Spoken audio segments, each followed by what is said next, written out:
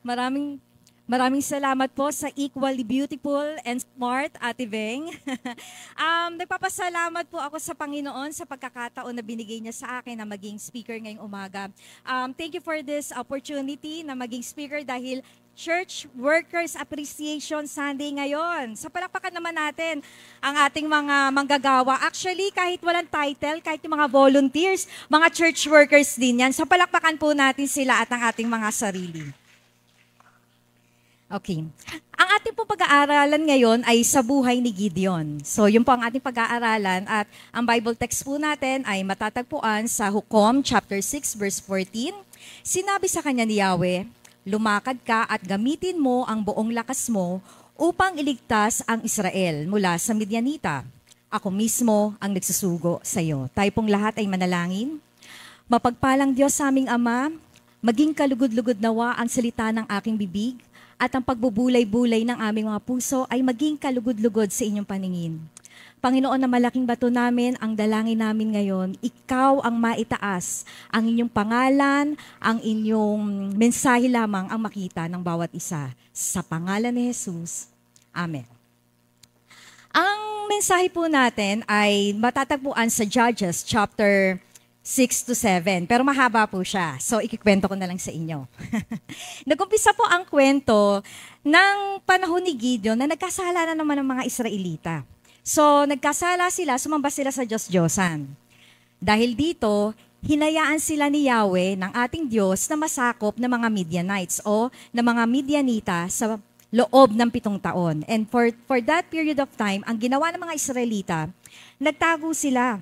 Nagtago sila sa mga kuweba, sa mga bundok, kaya lang, hinahabol sila ng Midianita. Ang ginagawa sa kanilang ng Midianites, sinisira yung mga pananim nila, ninanakaw yung mga alagang hayop. To make the long story short, nung nararanasan na ng Israelita ang paghihirap, humingi sila ng tulong sa ating Panginoon. Makikita natin sa Hukom chapter 6 verse 6, walang magawa ang mga Israelita, kaya humingi sila ng tulong kay Yahweh. Sabi kasi ni Yahweh, di ba sinabi ko na sa inyo, huwag kayong sasamba sa Diyos-Diyosan. Pero ang kukulit nila talagang, every time na itong mga Israelita, naentay sila na sumamba sa Diyos-Diyosan. Kaya lang, ang ating Panginoon, maawain siya, si Yahweh. Kaya ang ginawa niya, sige, sabi niya ganon, magpapadala ako sa inyo ng prophet. Magpapadala ako sa inyo ng isang leader para iligtas kayo. Pag sinabi kasi natin propeta, this is sent by God, no? Ito ay pinadala ng Diyos. So, nung panahon na yon, si Gideon, na anak ni Joash, mula sa lipi ni Abiezer, ay gumigiik ng trigo. So, ano yung giik ng trigo? So, makikita nyo ngayon sa picture, threshing wheat, no? Yan ang trigo. So, alam nyo itong si Gideon, ginagawa niya to ng patago. Itong threshing ng wheat. Kasi natatakot siya o baka makita siya ng mga Midianita, sirain o nakawin yung ani niya. So, patago niya itong ginagawa dahil matatakotin siya. Sabi sa verse 12 to 14, noong mga panahon na yon, nagpakita sa kanya ang anghel ni Yahweh at sinabi sa kanya kay Gideon, sumasa iyo si Yahweh, magiting na lalaki. Sumagot si Gideon, mawalang galang na po. Kung talagang kasama namin si Yahweh, bakit ganito ang nangyayari sa amin? Nasaan na ngayon ang mga kababalaghan ginawa niya noong gaya ng ikinikwento sa amin ng aming mga ninuno, kung paano sila iniligtas niya sa Ehipto. Pinabayaan na kami ni Yahweh sa kamay ng mga Midianita. Pero sinabi sa kanya ni Yahweh, lumakad ka at gamitin mo ang buong lakas mo upang iligtas ang Israel mula sa mga Midianita. Ako mismo ang nagsusugo sa iyo. So right there and then, tinawag si Gideon. Ang tanong, handa ba siya? Handa ba si Gideon? So, si Gideon kasi, meron siyang personality na, coward. Fearful, matatakotin siya, doubtful. Mamaya, sa mga kwento natin, makikita rin natin yon. So, sabi ni Gideon sa Hukom chapter 6, verse 15, sumagot si Gideon, ngunit Panginoon, paano ko maliligtas ang Israel?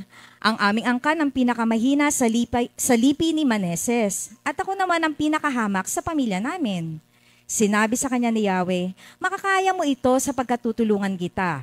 Matatalo mo ang mga Midianitang ito na para ka lang lumalaban sa isang tao.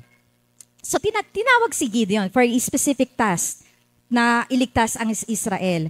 Kaya lang, he felt, I am the least.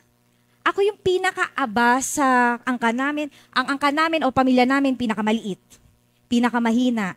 Tapos doon sa pamilya na yon, ako pa yung pinakaaba. Yun ang tingin ni Gideon sa sarili niya eh. Ang liit-liit ng tingin niya, inferior, least sa pamilya niya. Pero alam nyo, one thing is for sure. Ang tingin ng Diyos ni Yahweh, kay Gideon, ay isang matapang o magiting na lalaki. How many of us always feel that way? Yung feeling natin, ganito tayo, pero ang Panginoon, the other way around yung tingin sa atin. Yung feeling natin, tayo yung mahina, tayo yung makasalanan, ang dami na natin ginagawang mali sa buhay natin. Pero alam mo, tingin sa atin ng Panginoon, matapang ka eh. Magaling ka. Malakas ka. The Lord is always like that, no? Ang tingin niya sa atin, yung kabaliktaran na tinitignan natin sa sarili natin. So ito na, nagla-doubt na naman si Gideon. Sabi ni Gideon, sumagot si Gideon,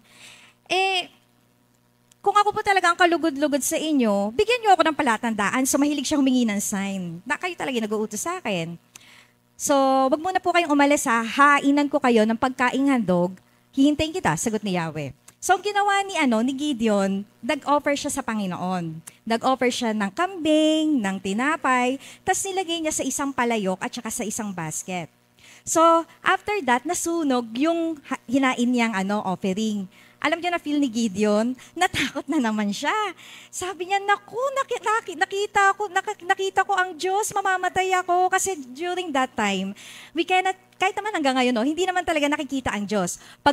Ang Diyos kasi is holy, di ba? Holy siya. So, during that time, sa Bible, doon sa Israel, pag nakita mo ang Diyos, automatic mamamatay ka because the Lord is so holy. Di ba? Yun ang paniniwala talaga. So natakot siya si Gideon, kala niya mamamatay siya. Pero sabi sa verse 23, sinabi sa kanya ni Yahweh, huminahon ka nga. Huwag ka nga matakot, ayan ka na naman eh. Hindi ka mamamatay. Hawing ganon. So si Gideon, palagi na lang siyang takot sa istorya natin. Ang unang inutos kay Gideon that time, medyo mabigat. Kasi ang gagawin niya, tutumba niya yung altar at saka yung rebulto ni Baal at saka ni Asherah. Just imagine, buong Israel, naniniwala sila that time kay Baal at saka kay Asherah, tapos babasagin niya yon. Kaya ginawa ni Gideon, at matatakotin si Gideon eh, gabi niya yung ginawa. He did it at night kasi natatakot siya na makita siya ng taong bayan kasi sigurado magagalit sa kanya. So sinira niya, winasak niya yung rebulto ng Diyos-Diyosan. Gabi niya itong ginawa. Kinaumagahan, totoo nga yung nangyari, nagalit yung taong bayan. Joash, yang anak mo si Gideon, ilabas mo. Bakit?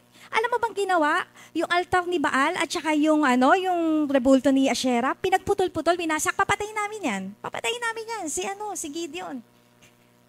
Siyempre, yung pagka-father ni Joash, lumabas na. Sabi niya, alam nyo, pagtatanggol nyo ba talaga si Baal at saka si Asherah dahil sinira yung mga rebulto nila? Kung totoong Diyos yan, si Baal at si Asherah, ay di pagtanggol nila yung sarili nila. Yan ang sabi ni Joash. Natauhan ngayon ng mga Israelita, sabi nila, oo nga kung totoong Diyos yan, dapat pagtanggol na nila yung sarili nila. Yun ang naisip nila. So ngayon, nung nako-confirm na ni Gideon, mukhang may calling ako tinatawag na talaga ako for leadership to lead an army against Midianites. Lumukob kay Gideon ang espiritu ni Yahweh, sabi sa Hukom chapter 6 verse 34. Hindi pa niya ang trompeta bilang hudyat na sumunod sa kanya ang mga kalalakihan ng angkan ni Abiezer. Nagpadala siya ng mga sugo sa buong nasasakupan ng mga lipi nila Manases, Asher, Zebulon at Naphtali, upang makiisa sa kanya ang mga liping ito. Nagpasya namang sumama ang mga ito. So lumabas na yung leadership ni Gideon. And that time, nagpatawag na siya ng ibang lipi para tumulong sa kanya. Alam niyo po, na kahit very, very clear kay Gideon na tinatawag na siya ng Panginoon, doubtful pa rin siya. Nag-aalinlangan pa rin siya. Natatakot pa rin siya. O sige, ganito, sabi ni Gideon, Lord, tinatawag mo ba talaga ako? Ganito, sige, last na to, sabi ni Gideon. Gawin natin, maglalabas ako ng lana, wool or tela na makikita natin ngayon sa screen. Maglalabas po ako niyan. Lord, kapag Kinabukasan, yung tela na yan ay basa, tapos yung paligid tuyo, tinatawag mo nga ako. Kinabukasan nangyari. Yung wool, basa, yung paligid, tuyo. Diba? Dapat sumunod na siya noon. Sabi niya, Lord, isa pa. Kinakabahan ako eh. Baka hindi talaga ako yung tinatawag. Lord, kapag tuyo yung lana, yung nakikita niyo sa screen, tapos, basa yung paligid, ibig sabihin, tinatawag niyo na talaga ako. Kinabukasan ganun nangyari. No? Dry wool and wet surroundings na nangyari. Sabi ni Gideon, tinatawag talaga ako ng Panginoon para mag-lead ng isang troop, ng mga troop ng army. Okay. Ano naman ngayon sa atin tong kwento ni Gideon? What are the practical tips or practical application of Gideon's story to us sa ngayon? Alam niyo po, number 1, like Gideon, church leaders and workers are called by God or with God's calling. Naniniwala po ba tayo doon? Alam niyo, kahit anong takas, anong tumbling na gawin ng isang tinawag ng Panginoon, hindi makakatakas sa calling. Ilang beses namin ginawa yan. Pwede bang online na lang? Hindi na kami magtatayo ng church dahil mahirap. Hindi talaga. The Lord is leading us to where we are right now. Actually, kahit hindi naman church pastors or asawa ng pastor o kahit nasabihin na praktikador, kahit yung mga volunteers sa ministry, yung mga nagtuturo sa Sunday school, sa praise and worship, sa choir, kung nasaan tayo ngayon, tinawag tayo ng Panginoon dyan. Naniniwala po ba kayo doon? Kahit nasabihin nyo, ayoko Lord, hindi. Tinatawag kita dyan. At yun ang totoo. Ngayon, kung ang church workers o leaders ay tinawag ng Panginoon, dapat buong paggalang natin sila at pagmamahal tanggapin. Sabi po sa Psalm 105 verse 15, "Do not touch my anointed ones, do my prophets no harm." Awit 105:15, hindi dapat apihin ang kanyang hinirang. Ang mga propetang mga lingkod niya, hindi dapat saktan. Kabilin-bilinan ng Panginoon. Huwag na wag ho nating aawayin, sasaktan, aapihin ang mga God's called people. Kasi sila ay hinirang ng Panginoon. Malinaw po yan na sinasabi sa atin. Ano pa kung ang point sa sinasabi dito? Secondly, church workers like Gideon have personal weaknesses. Have personal weaknesses, totoo po yan. Si Gideon, kanina pa ulit-ulit tayo, sinabi na natin, si Gideon, fearful, coward siya, doubtful, alam naman yung tinatawag na siya ng Panginoon, nagpakita na sa kanya, parang di pa siya naniniwala. Alam niyo po, ang mga church workers natin, katulad din ni Gideon, may mga kahinaan din. Ayan. O, tingnan niyo po yung katabi niyo. Ayan, ha? So, alam niyo po, leaders of the church is not easy. Leading a church is not easy. Mahirap po talaga siya. Ngayon, meron na akong nasasabi ko na siya kasi may experience na ako. Mahirap maging church leader kasi maraming responsibilidad. Kaya tayo mga miyembro, hinay-hinay po tayo sa expectations natin sa mga leaders natin. Ano ba yan? Pastor pa naman, tas ganyan. Yan. Yung prayer, chismis. Ito naman, anak, asawa ng tas diakoniso, tas ganito. Alam niyo po, si Jesus, nung time niya, di ba perfect ang Panginoon? Siya lang naman ang perfect si Jesus. Pero alam niyo, kahit perfect si Jesus, ang dami-dami pa rin negative feedback sa kanya. Naririnig ni Jesus, yan si Jesus, party goer kasi 'di ba? Yun yung way niya to para maano niya yung mga tao, makuha niya. Si Jesus nakikisalamuha sa mga makasalanan. So kahit si Jesus na perpekto na, ang dami pa rin natatanggap na feedback na hindi maganda. How much more ang mga taong leaders, workers na tulad natin. So hindi tayo perfect. Sabi po sa awit 103 verse 14, alam niya na alabok itong ating pinagmulan at sa albok din tayo ang ating kahahantungan. So ibig sabihin lang ng verse natin, we are made up of dust. No? Tayo ay galing sa alabok dahil ibig sabihin nun, tayo ay marupok. Hindi tayo yari sa ginto. So, ibig sabihin ng mga tao ay hindi perpekto. Dapat, ang expectation natin sa manggagawa natin ay wag din sobrang perfect. Diba? O sabihin natin sa mga sarili natin, perfect ba ako? Kasi diba, miyembro rin tayo na hindi rin naman din perfect. Okay? Ang point number 3 natin is this. Church workers or leaders need support or assistance from the members. And that is one thing. Alam niyo po, naging matagumpay si Gideon sa pagtumba ng altar ni Baal at Asherah. Hindi naman siya mag-isa nun eh. Actually, may tumulong sa kanya. May kasama that time si Gideon nung ginawa niya to. So, ibig sabihin, may part tayo, yung kapatiran, na tumulong sa ating mga church workers. Kasi wag nating ipaubaya sa kanila kasi alam nga natin na mahirap maging church workers and leaders. So, kailangan tulungan natin sila. Yan. Ang fourth practical application that we can see on the story is, church workers have leadership qualities but always dependent on God. Oh, ito, sasabihin ko to with all honesty. Sa mga church workers and leaders na katulad ko, wag po tayong magkakamali na umasa sa sarili nating galing, sarili nating talino, sarili nating kakayahan dahil babagsak tayo. That is one thing for sure. Ang ating success ay galing lamang sa Panginoon. Dependence on God is very important. Kailangan yung everything, lahat ng ginagawa natin sa worship, sa pagbibigay ng mensahe, sa pagtuturo, and everything, dependent tayo sa Panginoon. Oh, gusto niyo pa po ba malaman kung ano nangyari kay Gideon? Hindi pa tayo tapos sa story. So, sa chapter 7. Sa chapter 7, paano nalalo si Gideon sa Midianita? Nung nagtawag kasi si Gideon, na para talunin yung Midianita, marami namang nag-heed ng call. Marami namang pumunta. Alam niyo kung ilan ang pumunta? 22,000. It's 200. May nagsabi pa 200. 22,000 na army. So, sobrang dami. Kaya lang sabi ng Panginoon, sabi ni Yahweh, ay ang dami. Baka mamaya, pagka natalo ng Israelites ang Midianita, isipin nila, natalo nila dahil sa sariling lakas nila. So, yun yung sinasabi niya. Gideon, sabi ni Yahweh kay Gideon, bawasan mo pa. Marami yan eh. Baka manalo kayo eh. So, tapos sabihin nyo dahil sa lakas nyo. Lahat ng natatakot sa army, pauwiin mo. So, from 22,000, yung mga natakot, alam nyo kailan? Ang dami. Natira na lang 10,000. So, more than half. Eh, sabi ng Panginoon, madami pa rin. Pag natalo nyo yung Midianite, sasabihin nyo sa sarili nyo, natalo nyo yan dahil sa sariling lakas. Kaya ang ginawa ni Gideon, sa utos na rin ng Panginoon na si Yahweh, painumin mo sila sa batis. So, punta sila sa batis, yung 10,000 na yon.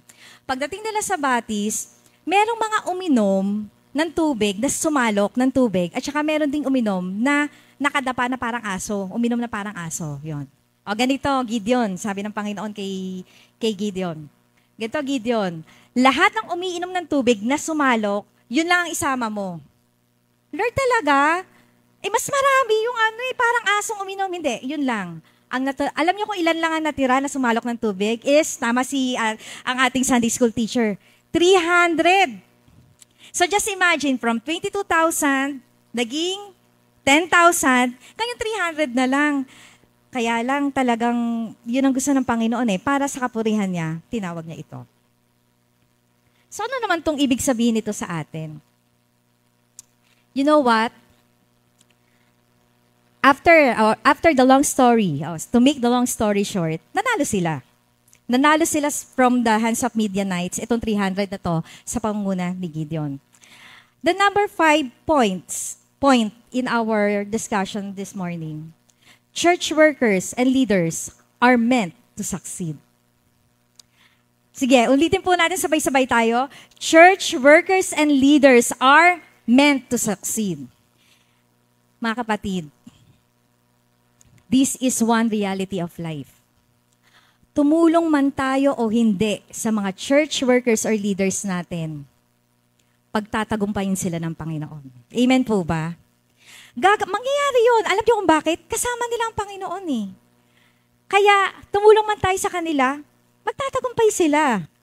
So ngayon, ito ang challenge natin. Kasi ginaganon na ako ng oras, no?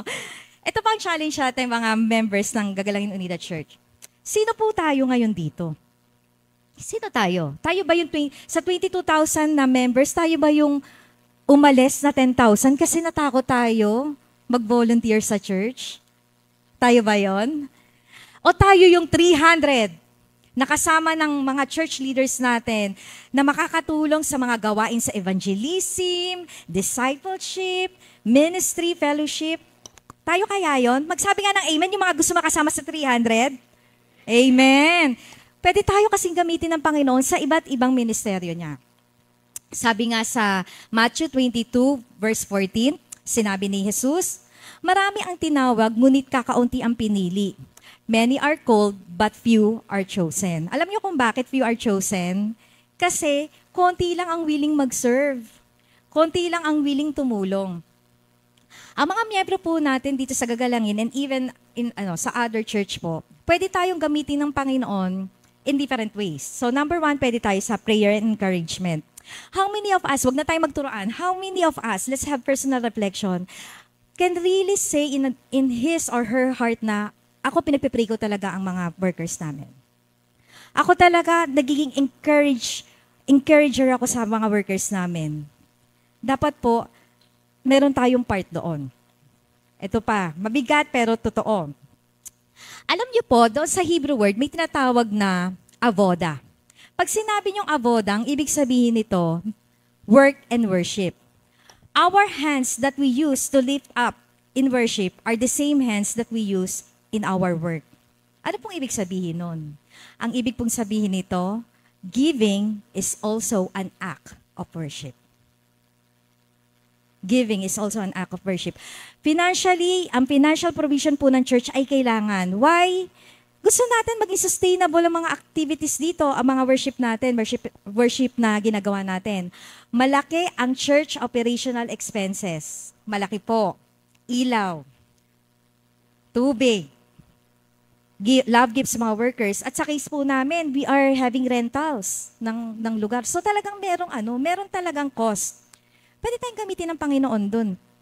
Dati, pinagpipray natin, Lord, sana magkaroon ako ng work, ganyan-ganyan. Tapos nang binigyan na tayo ng work ng Panginoon, hindi na tayo mahanap sa church, hindi na tayo makapagbigay. So, wag naman ganon. The Lord is providing us all our needs in our business, kung ano man yan. At meron tayong part to help in the financial provision sa ating church. Pwede rin po tayong makatulong sa visitation ng may sakit, nawawalang kapatiran, panalangin sa mga may problemang workers o members, namatayan. Kasi kung lahat po yan ay iasa natin sa mga church workers natin, nawawalan po sila ng time to prepare for meaningful messages, trainings, and Bible study lessons. Kasi yun ang ganun ang mga pastors and leaders. Kailangan meaningful yung mga mga mensahe nila and topics nila. Paano sila makakagawa ng mensahe kung naubos na yung oras nila sa kaka-visitation? So, tutulungan natin sila doon. Tulungan po natin na pagpahingahin ang ating mga church workers sa mga unnecessary burdens. Ano ibig sabihin nito? Sabi po ni Jesus sa Matthew chapter 11 verse 28, "Lumapit kayo sa akin, kayong lahat na nahihirapan at lubhang nabibigatan sa inyong pasanin, at kayo'y bibigyan ko ng kapahingahan." Ibig sabihin nito, ito ay sinabi ni Jesus para tularan natin siya. Bigyan po natin ng kapahingahan ang ating mga church workers and leaders sa pamagitan ng pagtulong ng gawain ng Diyos para sa kanyang kapurihan. Tayo pong lahat ay manalangin. Mapagpalang Diyos sa aming Amam, nagpapasalamat po kami sa inyo sa buhay ni Gideon. Salamat po sa katotohanan ng inyong mga salita na kami, ang mga tinawag nyo, ay inyong talagang ginagamit for your glory. Tulungan niyo po ang bawat isa. Empower each one of us to be used in your ministry. Lord, ang mga bagay na ito ay gagawin namin, hindi sagana sa aming sarili lamang, kundi ginagawa namin ito para sa inyong kapurihan at marami pa pong mga tao ang maiakay namin sa inyong paanan. Lord, pinagkakatiwala po namin sa inyo ang Gagalangin Unida Church, ang kanilang pastor, ang aming predikador, ang mga katulong ng pastor, ang mga volunteer workers ng bawat isa dito. Lord, ang pagpalain nyo, Lord, in all aspects of their lives. At sa gayon din po, Panginoon, gamitin niyo po kaming lahat mightily in your ministry. Ang lahat po ng ito ay dinadalangin namin sa pangalan ng aming Panginoong Jesus. Amen.